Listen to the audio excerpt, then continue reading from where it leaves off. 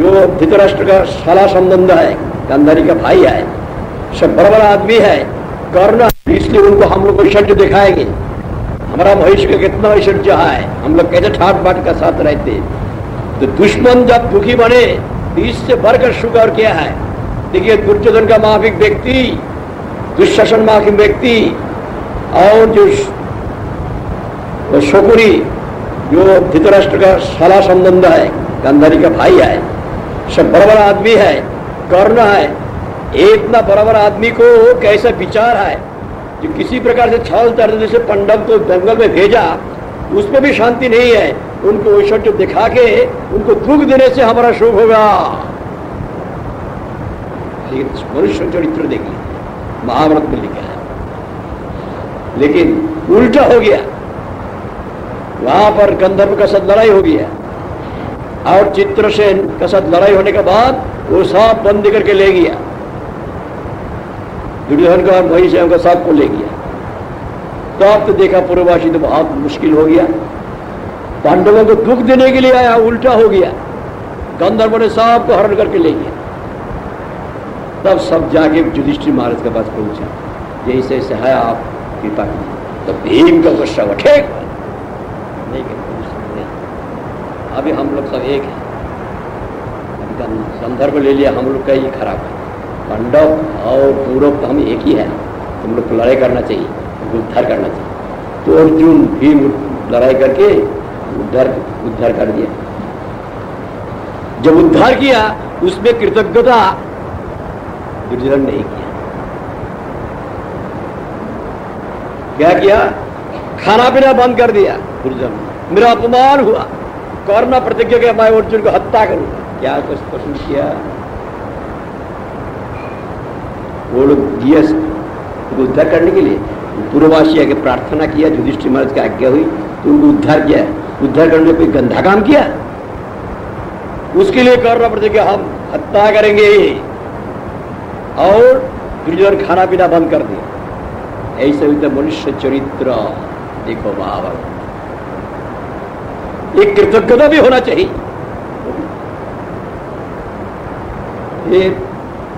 हर वक्त वो जंगल में भेज दिया, वनवास में भेज दिया, तब भी शांति नहीं है, हर वक्त उनके बुराई सोचते। अभी एक दिन दुर्वासा ऋषि 10,000 शिष्य लेके दुर्योधन के पास आ गए।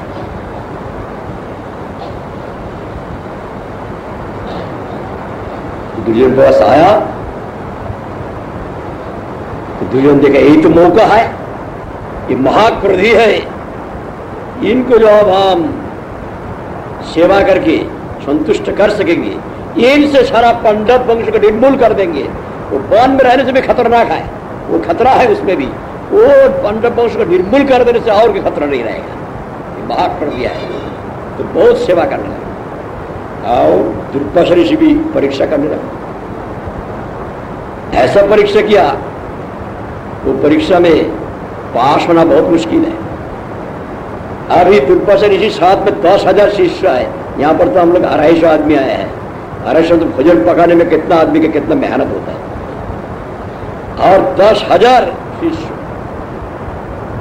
उसके लिए खाना बनाया महाराज अपना का माफी, वो अपने भारत का माफी भी बनाना पड़ेगा। बहुत अच्छी अच्छी चीज बनाया, कितना रसोई लगाया दिया, और उनके पास दिया, आइए भोजन की। नहीं, हम लोग का भूख नहीं है, हम लोग खाएंगे नहीं। मुझे ये बात नहीं बोला जो आप लोग तो पहले बोल सकते थे, सारा चीज तो खराब हो गई। ठीक है, जैसा सारा चीज नष्ट हो गई, खुशहाल कर सकता है। 10,000 आदमी का खाना नष्ट हो। फिर मध्यरात्रि में उठ गया, हम लोग को भूख लगा है, अभी खाना तैयार करो। उसी वक्त जितना रसोईया है, नौकर वगैरह सब उठा दिया, जल्दी जल्दी रसोई करो, रसोई करो। रात भर रसोई शुरू, हर महाराज के माफिक तो रसोई करने पड़ेगा। रसोई किया, रसोई करने के बाद पत्तल दिया, 10,000 आदमी को बैठाने के लिए कितना बड़ा जगह चाहिए, तो इसमें सम्मान देकर बैठना चाहिए। बैठाया, पत्थर भी दे दिया, सब कुछ दे दिया, बैठ गया। एक भी खाने का चीज है, गंदा है, चले अच्छा जो चीज दिया। जी बोलते खाने का चीज है कोई गंदा चीज, तब भी दुर्योधन महाराज अपना अभिष्ट सिद्धि के लिए जो है ठीक है। आखिर में दुर्वासा ऋषि संतुष्ट, मैं तुम्हारी सेवा से प्रसन्न हो चुका हूं, तुम मुझसे वर मांगो। बस अभी दुर्योधन का मौका मिल गया। देखिए आप तो जरा शिष्य लेके हम लोगों को दर्शन दिया, हम लोगों को सेवा के लिए मौका दिया, लेकिन पांडव सब तो जंगल में हैं, उनको तो आपका दर्शन सेवा का मौका नहीं मिला। अब उनको भी सेवा दीजिए। जब द्रौपदी का खाना हो जाएगा उसका बाद आप वहां पर जाना, जाके धड़धड़ शिष्य लेके भूखा उनका मेहमान। अभी दुर्योधन जानते हैं द्रौपदी का सूर्य से, सूर्य देवता से एक थाली मिला था। जब तक द्रौपदी नहीं खाएगी तब तक हजारों लाख आदमी को खिला सकता, अब द्रौपदी खाने का बाद किसी को नहीं खिला सकता। ये दुर्योधन का मालूम था, इसलिए कहा आप भूखा वहां पर जाएंगे, धड़धड़ शिष्य भूखा जाएंगे, लेकिन द्रौपदी का खाने का बाद शाम का तथास भीतर में मतलब है। ये तो महाक्रोधी है, द्रौपदी के खाने का बाद खिला नहीं सकेगा और अभिशाप देकर सारा पांडव वंश को निर्मूल कर देगा, देगा लड़ाई सब खत्म हो गई। अभी दुर्वासा ऋषि भी चिंता नहीं किया, जो पांडव सब है वो लोग खिला सकेंगे कि नहीं, ये विचार नहीं किया। विचार नहीं करके शाम का वक्त जहां शिष्य लेके भूखा वहां पांडव जहां पर है वहां पर जाकर पहुंचे कम्बक वन में। द्वैत वन से कम्बक वन में आ गया। द्वैत वन में तो घोषपल्ली वहां पर देखा है, लेकिन कम्बक वन के आने का बाद एक घटना हुआ, इसलिए यहां का एक घटना यहां गई है। अभी जब आ गया युधिष्ठिर महाराज के पास आके कहते दुर्वासा ऋषि, महाराज युधिष्ठिर मैं दुर्वासा हूं। दुर्वासा नाम करने से सब तो डरता है। युधिष्ठिर महाराज उसी वक्त उनको प्रणाम किया, मेरा हो हाग है, मैं भूखा हूं, आपके लिए सेवा का सब इंतजाम, मेरा सब 10,000 शिष्य है वो भूखा है, उनके लिए सब इंतजाम। अभी मैं स्नान करके आता हूं, तैयार कीजिए। निमंत्रण कर दिया। अभी वो देव नदी कहने से यही विमला कुंड को कहते हैं, लिखा है महाभारत में देव नदी। अभी देव नदी में स्नान करने को गया, दर्पण करने को। इधर में युधिष्ठिर महाराज का होश आया, द्रौपदी का खाना हो गया कि नहीं। मैं तो निमंत्रण कर दिया, एक दो कि द्रौपदी तुम खा लिया, तो शिष्य को निमंत्रण कर दिया, साथ में 10,000 शिष्य है, अभी आ जाए। महाक्रोधी है कि उनको खिला नहीं सकेंगे तो अभिशाप दे देगा। तो द्रौपदी देखा सब नाश। अभी पांडव को बचने के लिए और कोई उपाय है ही नहीं। तो अब एकदम कृष्ण का नाम लगे पुकार और बहुत रोने लगे, चिल्ला के हे कृष्ण, तुम्हारा प्यारा पांडव को तुम और देख नहीं सकोगे, सारा खत्म हो जाएगा, प्रभु तुम आ जाओ रक्षा करो। कर रही है। अभी कृष्ण तो हर एक स्थान पर है, तब एक लीला है। पालन के ऊपर सो रहे थे, रुक्मिणी भजन कर रही थी। कृष्ण फिर चंचल हो गया, जब चंचल हो गया तब रुक्मिणी कहती क्या बात है, न मेरा भक्त का कोई तकलीफ है, मैं अभी आता। एकदम कृष्ण दौड़ गया। इनको तो सभी मालूम है, जहां पर कम्बक वन में है पांडव से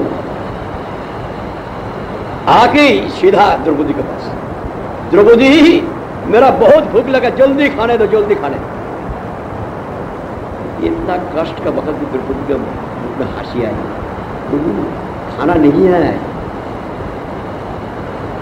तुमको किस लिए बुलाया है?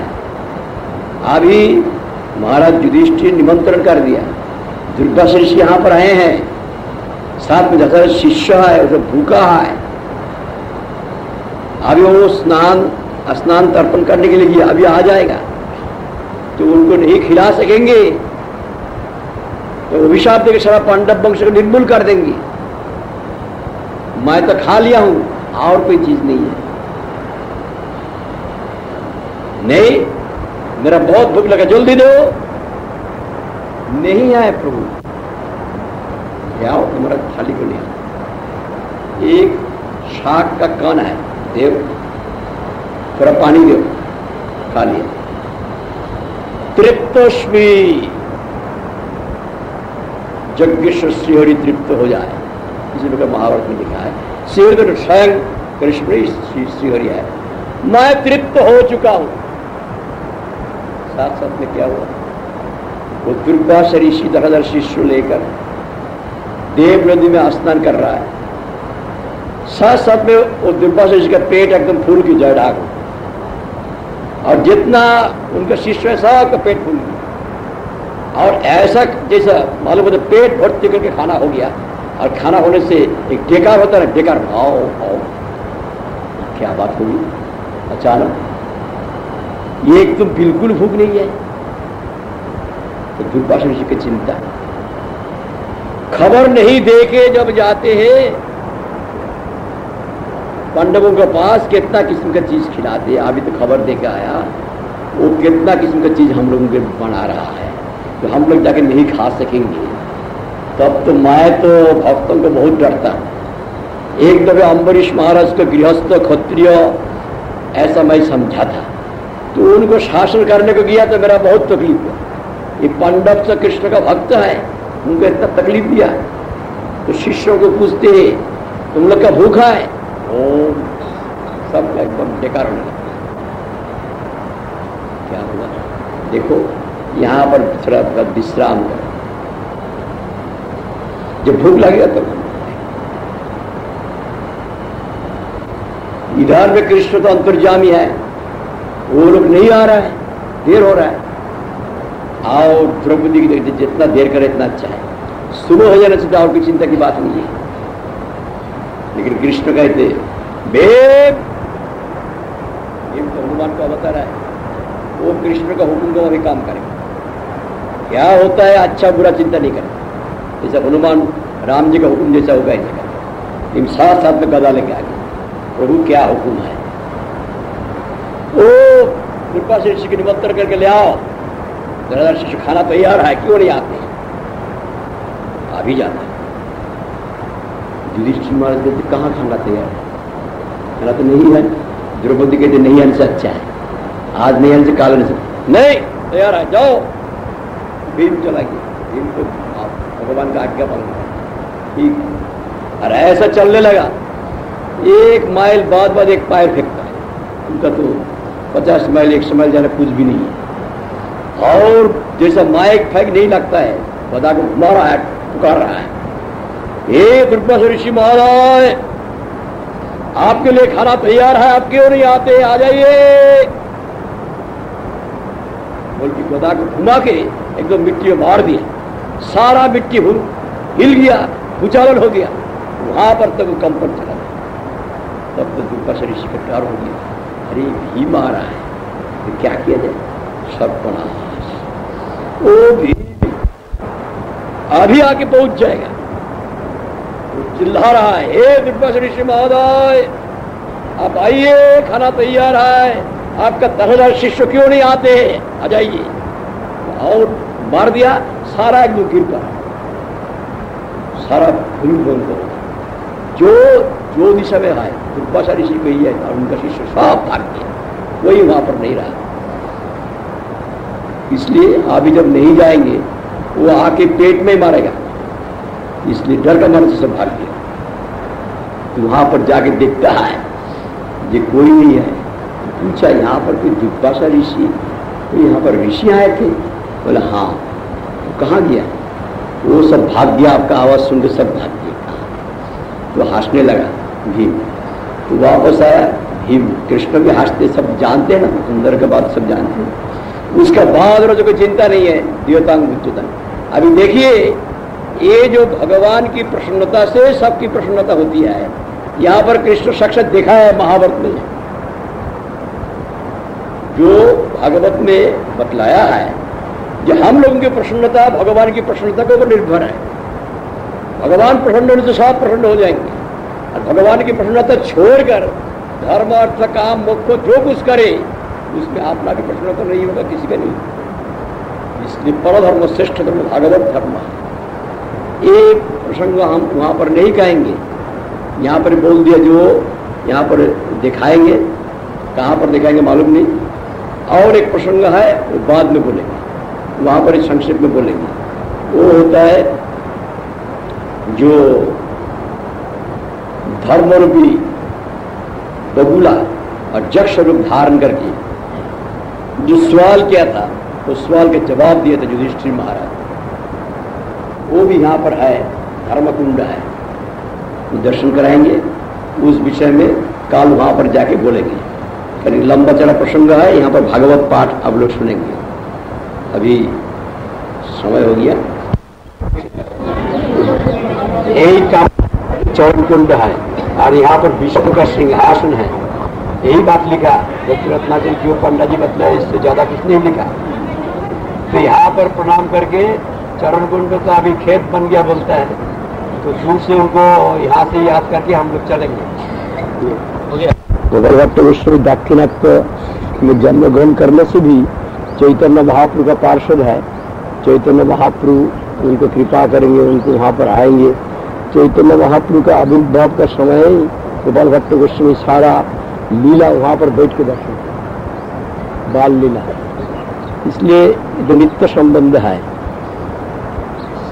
4 मास ऐसे रही है बात नहीं, पहले से ही निश्चित था।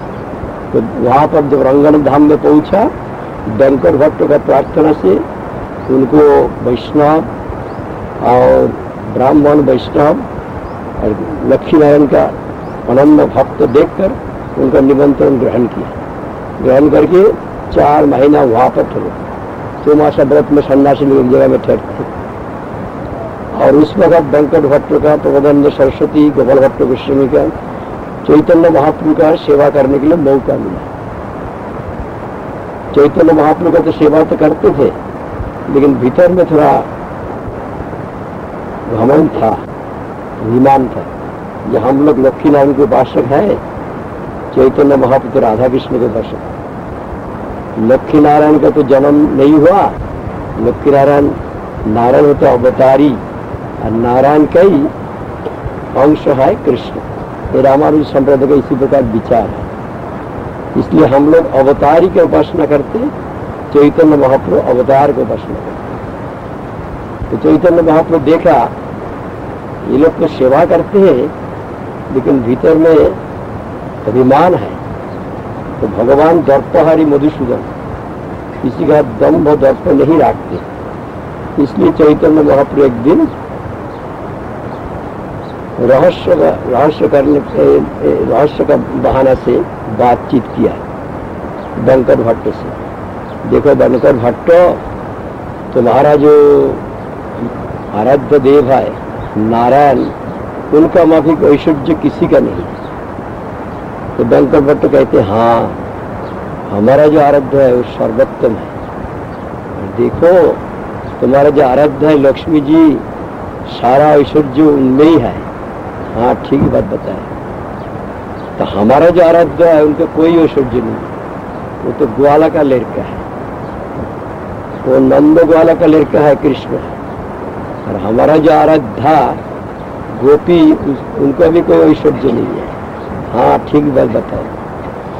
तो उसके बाद महाप्रभु पूछते हैं कि देखो हमारा ग्वाला का लड़के में कोई ऐश्वर्य नहीं आए, लेकिन तुम्हारा जो आराध्या लक्ष्मी जी वृंदावन में जाकर कोई ग्वाला का लड़का का संग प्राप्त करने के लिए तप की थी, क्यों की थी? अभी कहते तप करने में क्या क्या, इसमें क्या अपराध हुआ, इसमें क्या अन्याय हुआ? वो तो जो कृष्ण है वही तो नारायण है। सिद्धांत से भेदी कृष्ण श्री से कृष्ण स्वरूप रसोन उत्कृष्ट कृष्ण रूप में से रस स्थिति। सिद्धांत में परमेश्वर तो 2, 3, 4 हजार नहीं होता है, लीला में फर्क है। सिद्धांत तो लक्ष्मीपति नारायण और राधापति कृष्ण तो एक ही है। कृष्ण और नारायण में कोई फर्क नहीं। तो रस में कृष्ण में ज्यादा रस है, इसलिए कृष्ण संग करने के लिए ब्रज में गई थी लक्ष्मी जी। उसमें उनका पातिव्रत्य का क्या नुकसान हुआ? तो चैतन्य महाप्रभु कहते नहीं, मैं तो बात नहीं कहता, उनका कोई पातिव्रत्य का नुकसान हुआ, हानि हुआ, ये बात मैं नहीं कहता। लेकिन ताप की, जिसलिए बिल्लवन का नाम हुआ श्रीवन। लेकिन और एक सवाल तुम्हारा पास है। क्या सवाल है? तप करने का बाद भी कृष्ण का संग नहीं मिला, राष्ट्र में प्रवेश नहीं कर सके, क्यों? तो डंकर भट्ट का मुख काला हो गया। वो तो मैं नहीं कह सकता क्यों नहीं हुआ। तो महाप्रभु देखा, उनको दिल में बहुत दुख हुआ।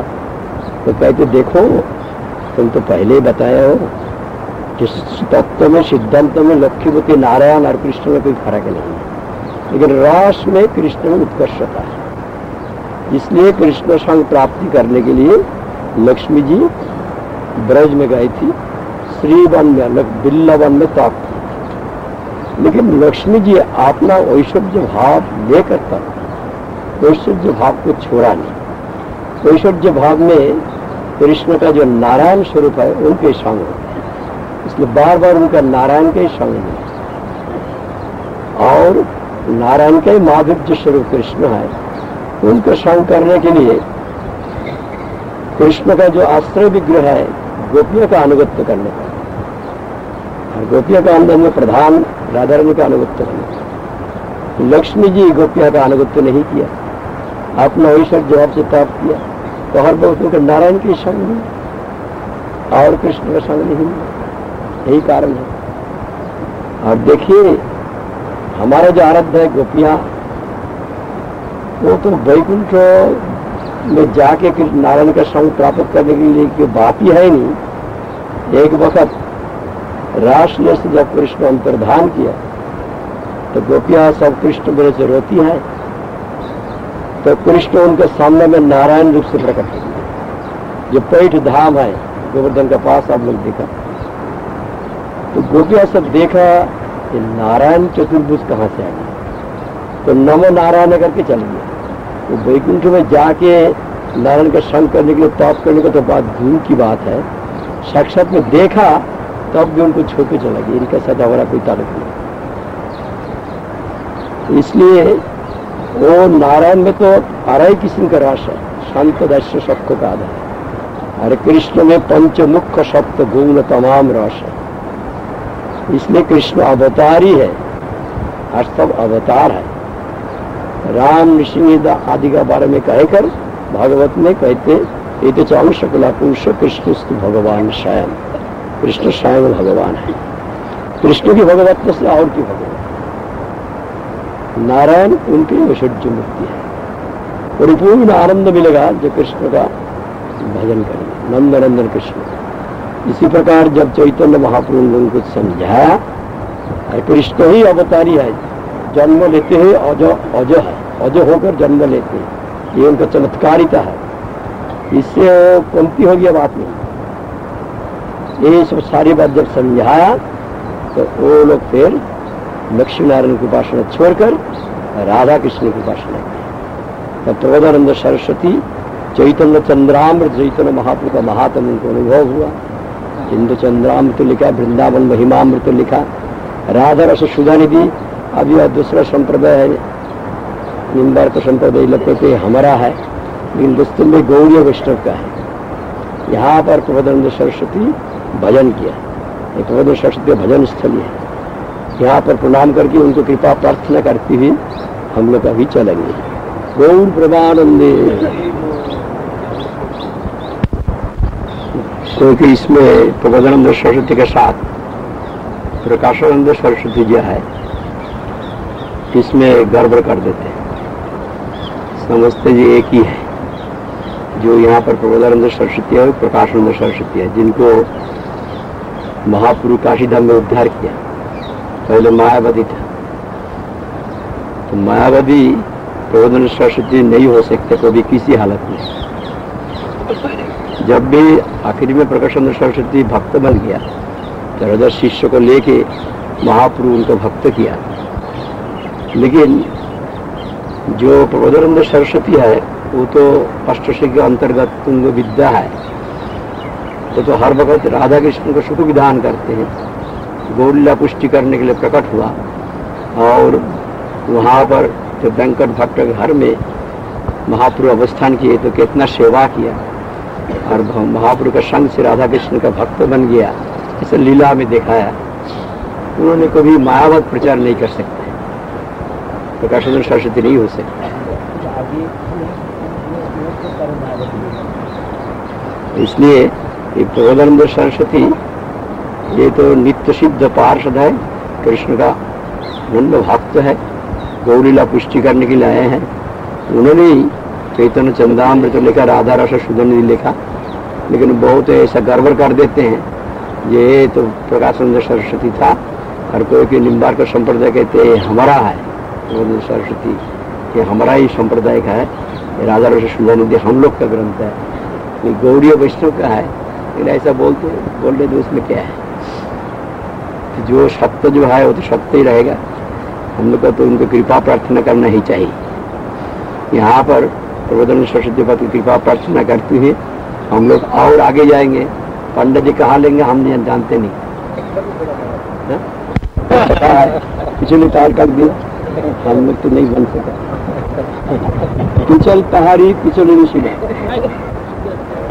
चंद्रसेन पर्वते এই পিছলিনী শিলা यथा सखा सह कृष्ण खेले ही खेला।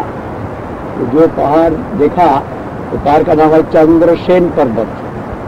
वही पर्वत ने कृष्ण सखाओं का साथ एक खेला खेला, पिछले नहीं खेला, ऊपर में गए ऐसे पिछले भंगित बसिया खर्ब पर्वत ऊपरे पिछली नामे इच्छे पुनः पुनः करे। ऊपर ऊपर में उठता है और फिर नीचे में गिरता है, ऊपर में उठता है, ऐसा सखाओं का साथ किया। तो पिछले पहाड़ भक्ति रत्नाकर में लिखा है। तो कृष्ण की लीला होगी, उनको हम लोग प्रणाम करेंगे, कभी कृष्ण की कृपा होगी, वही लीला में प्रवेश होगा। शायद खेलना ठीक नहीं है, हमारा विचार से। पूरी विश्व में क्या बोले अभी और एकांतिक আমরা আবার বোমাসুরের গোফা দেখব। সেখানে সামনে রোগ, সেখানে চৌর্য খেলা হয়েছিল, কৃষ্ণ সখাদের সঙ্গে খেলেছিলেন। সে বোমাসুর সেখানে গিয়ে সব গোপবালকদের হরণ করে গোফার মধ্যে রেখে দিয়েছে। কৃষ্ণ জানতে পেরে পরে সে বোমাসুরকে বধ করে। বোমাসুরের কথা শ্রীমদ্ ভাগবত দশম স্কন্ধ 37 অধ্যায়ে বর্ণিত আছে। ময় নামক দৈত্যের পুত্র বোমাসুর কংস কর্তৃক ব্রজে প্রেরিত হয়েছিল। বোমাসুর मय दानवेर पुत्र। कंस ने देखा और बोमासुर का जो गुफा आगे जाके हम लोग देखेंगे। बोमासुर भागवत में इसका वर्णन है। भगवान सखाओं के साथ कितना किस्म की लीला किया, वो अंत नहीं है। जैसे पिछल पहाड़ में पिछल ने लीला किया, इसी प्रकार यहां पर भी लीला किया। अभी कंस मयदानव का पुत्र बोमासुर, मयदानव मायावी है, उसका पुत्र बोमासुर को भेजा ब्रज में कृष्ण को मारने के लिए। तो बोमासुर यहां आ गया, आके वो तो महामायावी है, कृष्ण सखाओं के साथ खेल रहा है। क्या खेल रहा है? इसको नीलायन कहते हैं। कोई ढेर हो गया, कोई ढेर का रक्षक हो गया, उसको क्या कहते गदेरिया ना, गदेरिया। और क्यों ढेर का चोरी करना, तो आपस में खेलते हैं, सभी सखा लोग बन गया, बन के खेल रहा है। उस समय में वो बमासुर भी गोपबालक होकर उसका साथ में मिल गया। वो लोग समझा नहीं, समझा हम लोग का ही गोपबालक है। वो भी खेलते हैं, खेलते खेलते वो कभी चोर हो जाता है, चोर होके चोर से चोरी करता है। तो एक को चोरी करके ले गया, चोरी करके लेके गुफा का भीतर में रख के बाहर में पत्थर को ढक दिया। एक एक गोपाल को ले जाते, बच्चा को ले जाते, लेके वो गुफा के अंदर में रख देते और पत्थर से अटक के रख देते। अब इस सबको मारेगा, वहां पर रख दिया। ऐसा करते करते सिर्फ 4-5 गोपाल रहेगी। तो कृष्ण देखते क्या बात है, ये सब सखा लोग कहाँ गया, सिर्फ 4-5 रह गया। तब कृष्ण का मालूम हुआ ये जो गुफा बालक है, इसका अंदर में एक असुर है, इस सबको लेके गुफा के अंदर में रख के सब उसको मारने के लिए मतलब है। तो कृष्ण उस वक्त गुस्सा से उसको, तुम हमारा सखाओं को सांस रोक करके गुफा में रख के मार दोगे, तुमको मैं मारूंगा। उसको सांस रोक करके मार दिया बवासुर। बवासुर का मारने का मतलब हुआ, उसका तात्पर्य यही है, जहां पर चोट जो प्रवृत्ति है, कपटता है, वहां पर कृष्ण को नहीं मिलता। कृष्ण एक असुर को मार देते, एक असुर खत्म होने से तो कृष्ण को मिल सकता है। इसलिए बवासुर का स्थान हम लोग देखेंगे, ऊपर में उठने के लिए कोशिश नहीं करना। वहां पर चिन्ह है, वो पहाड़ का दाऊद जी का अलंकार के चिन्ह है, आभूषण का। और असुर बहुत का स्थान भी दिखाते गुफा में। तो वहां पर जाके आप लोग दूर से देख के प्रणाम करना, ऊपर में उठने के लिए कोशिश नहीं करना। गया जब एक कोई व्यक्ति उठाता हो तो उसको उतारने में और उठने में बहुत मुश्किल। तो हम लोग समझते हैं इस जो दुर्गम स्थान है वहां पर रुक गया तो कुछ काम कर दिया। तो असुर का स्थान देखने से क्या होगा, हमारा भीतर में आश्चर्य प्रवृत्ति है, उसका नाश होना चाहिए ना। यही तो जरूरत है, वो स्थान पर उठ के देखने का क्या जरूरत है, दूर से प्रणाम करने अच्छा है। क्या योगेश ऊपर उठने की इच्छा है? लगा सब नहीं, तो योगेश की इच्छा नहीं तो किसी की इच्छा नहीं है। हम लोग वहां से प्रणाम करके चलेंगे। अभी जो दाऊद जी का वहां पर गौ के साथ, धेनु वत्समन के साथ यहाँ पर भ्रमण किया, बछड़ाओं के साथ, गोपालों के साथ भ्रमण करते करते अभी ब्रज का शोभा है, सौंदर्य है। अभी देखा कंस भेजा अघासुर को कृष्ण को मारने के लिए, सबको मारने के लिए अघासुर को भेजा। अघासुर का दिल में गुस्सा है, मेरा भाई को बकासुर को मारा है कृष्ण, और बहिन पुतना को खत्म किया। मैं सारा ब्रज का जितना है ग्वाल बाल है वो कृष्ण का साथ, बछड़ा का साथ सबको एकदम खा डालूंगा। उसमें क्या होगा, बच्चा होता है माँ बाप का प्यारा होता है बहुत। जब कृष्ण को मैं खा डालूंगा, कृष्ण का विरह से यशोदा गोपी नंद महाराज और जितना है वो ऐसे ही रोते रोते मर जाएगा। और जितना गोप गोपी का बच्चा है उसको जब मैं खा डालूंगा वो लोग भी रोते रोते मर जाएगा, सारा खत्म हो जाएगा। इसलिए वो पहाड़ का माफिक होकर यहाँ पर कोई नजदीक में होगा, ऐसा अघासुर पड़ा है। अभी कृष्ण बछड़ाओं को लेके, ग्वाल वालों को लेके घूम रहा है।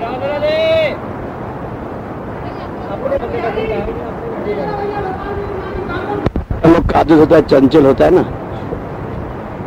तो बछड़ाओं को लेकर ग्वाल वालों को सब घूम रहा है। घूमते घूमते देखा एक ब्रज का नया सौंदर्य है। एक पहाड़ है, बहुत बड़ा पहाड़, लेकिन देखने में सांप का माफिक। ये तो बहुत आश्चर्य की बात है, पहले तो ऐसा नहीं देखा। आश्रम में तो सांप ही है। 2 माइल होके अघासुर मुख को खोल के ऐसा पड़ा है। दूर से ऐसा मालूम पड़ता है जैसे एक पहाड़ है, पहाड़ के अंदर में गुफा है, और गुफा में जाने के लिए एक रास्ता है। वो सांप का जो जबान है उसको दूर से मालूम पड़ता है जैसा रास्ता है। तो ग्वाल वाल समझा ये तो ब्रज का एक सौंदर्य है, हम लोग अंदर में जाके देखेंगे इसका भीतर में क्या है। सबको की इच्छा होता है ना, अभी गुमाशुर का गुफा वहाँ मत जाओ तो हम बोल दिया, लेकिन बहुत वहाँ पर चला गया नहीं। एक देखने के लिए इच्छा होता है ना, और थोड़ा थोड़ा बच्चा का ज़्यादा होता है। तो जब देखा एक पहाड़ है और उसके अंदर में जाने के लिए, गुफा में जाने के लिए रास्ता है, तो हम लोग देख के आते क्या बात है। तो बछड़ा को लेकर वही सांप का जवान जो है उसके रास्ता समझ के उसके ऊपर उड़ के जा रहा है। अभी अघासुर देखा सब तो ग्वाल बाल तो आ गया, लेकिन कृष्ण तो नहीं आया। कृष्ण आने से उनका साथ सब खा लेंगे। कृष्ण के लिए इंतजार कर रहा है। अभी वो एकदम जब गुफा का अंदर सामने में आ गया, अर्थात सांप का पेट का अंदर में जाने के लिए, वहां से जहर का बू आया। बहुत बड़ा घासुर सांप है, तो जहर का बू से जितना बाल बाल था बच रहा था वो खत्म हो गया, बू से वो मर गया। कृष्ण दूर से देखा, अरे बाप ये तो बहुत गलती किया, ये लोग कहां पर जा रहा है। माना करेंगे उसका पहले घुस गया। तो कृष्ण फिर दौड़ के आया, कृष्ण के लिए इंतजार कर रहे थे। कृष्ण जब अंदर में घुसा तो अघासुर अपना मुख को बंद कर दिया, लेकिन कृष्ण अपना शरीर को बढ़ा दिया। कृष्ण तो ऐसा मनुष्य नहीं है जो बढ़ा दिया तो मुख को बंद नहीं कर सकता, और बढ़ाने लगा। उसका ओठ और ऐसे ऊपर हो गया, ऊपर होते होते उसका आंख ऐसा हो गया और सांस बंद हो गया। बंद होने से ब्रह्मरंध्र भेद करके उसका प्राण निकल गया। अघासुर का वध हो गया। भगवान के हाथ से मृत्यु हुआ, अघासुर का तो सदगति हो गया। विशेष सौभाग्य से भगवान के हाथ से मृत्यु होता है। फिर बछड़ाओं को, ग्वाल बालों को अपनी अमृतमयी निगाह से उनको सब जिंदा किया। जिंदा करके तब शाम हो गया, सबको ले आया।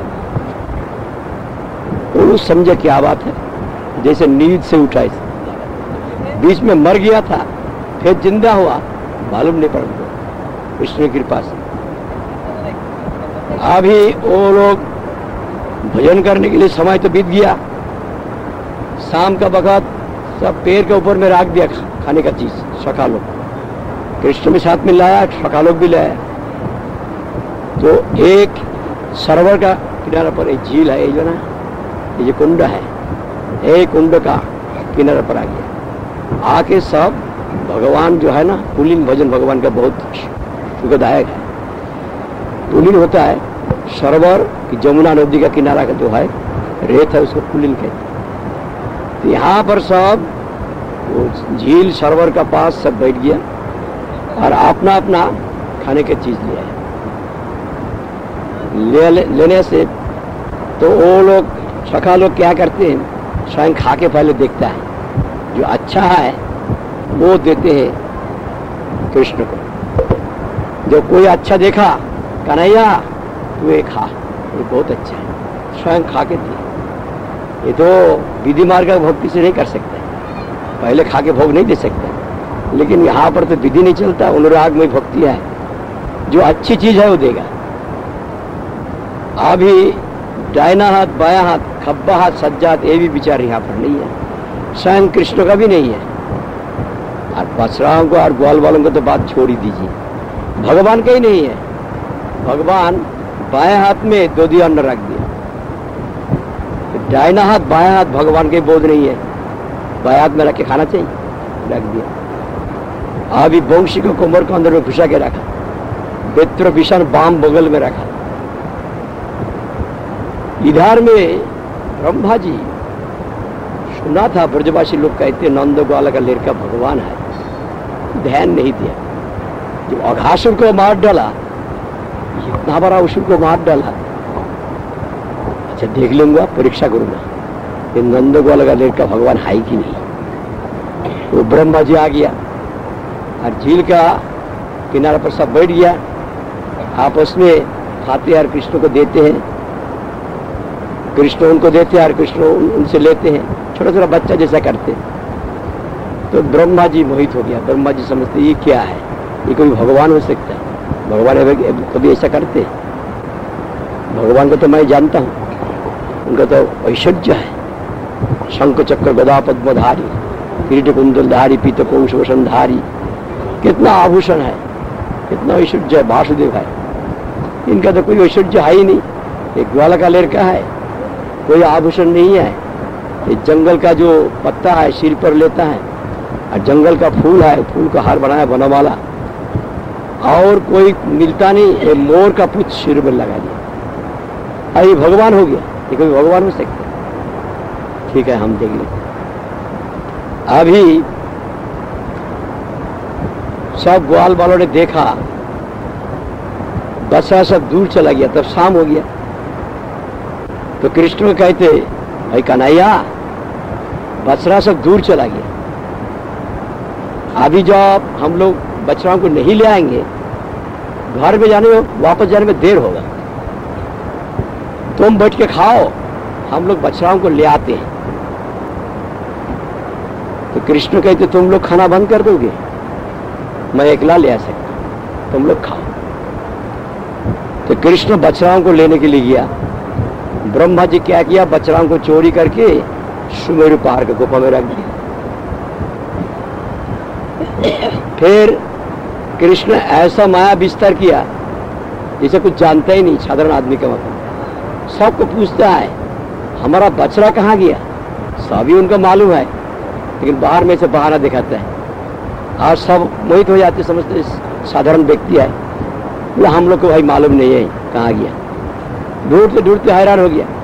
तो ब्रह्मा जी कहते, ढूंढते रहो, तुम कैसे भगवान हम देख लेते।